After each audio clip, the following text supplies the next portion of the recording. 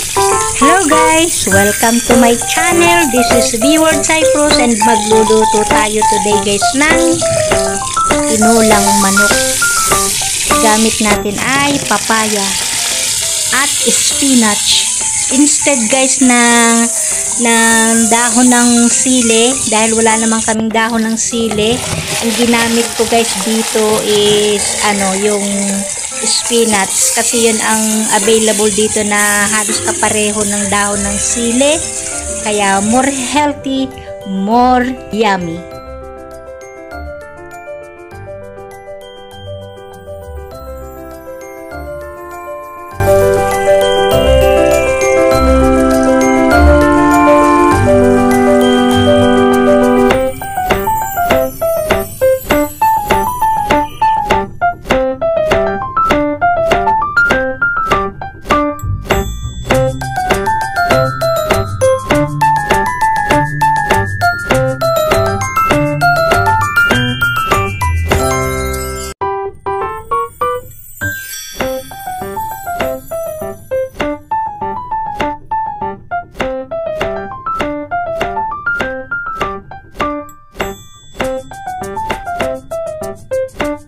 Wala kaming sili ni dahon ng sili dito, ang nilagay ko ay spinach.